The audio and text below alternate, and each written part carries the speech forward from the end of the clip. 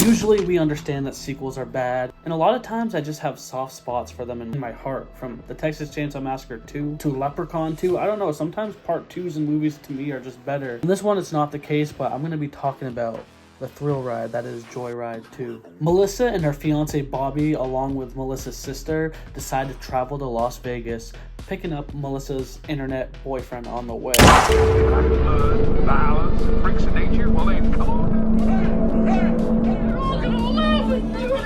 This one is very similar to the first one, where it's a group of young adults that accidentally get into a deadly game of cat and mouse with the notorious Rusty Nail. Though Mark Gibbons' portrayal of Rusty Nail in this movie is very good, and I like the fact that they show him a lot more through shadows than they did in the first one, it will never replace the iconic voice work of Ted Levine. And obviously J.J. Abrams brought us the original Joyride movie, which that production quality alone is elite. And though part 2 has this more rustic sci-fi channel appeal to it, I still dig it. Where this movie ramps up for me is the carnage, even though it's far and few in between, like the first one, the kills in this one are memorable, and Rusty Nail's sardonic tone is still there. You know, to exact his revenge on these adults, he makes them do humiliating things to get a laugh out of it, which is kind of a downfall to me because, as you know, in the first one, they prank him pretty hard and he ends up killing a man, and that in turn makes him target them. This one, they break into his house and steal a car, so the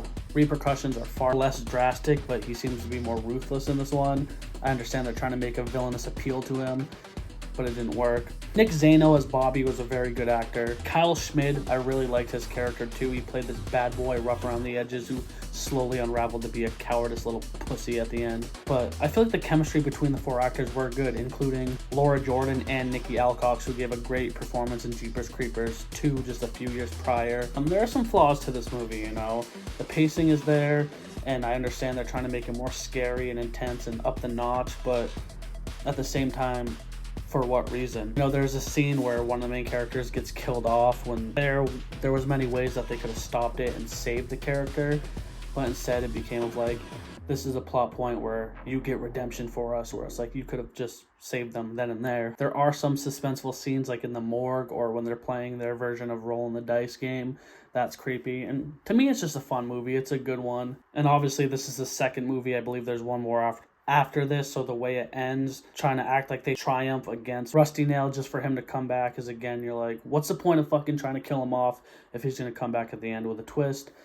But it's a good movie. I rented it, I paid for it, even though I've seen it years ago. I was just curious to see if it held up, and it kind of did. It was more nostalgic than anything, but I thought it was a good movie. Have you guys seen this movie? Let me know in the comments down below. Subscribe, hit that little ding-a-ling button, harassing you, saying, hey, it's me, I'm here, and I'm going to say it one time. For the one times, give me a hell yeah for horror.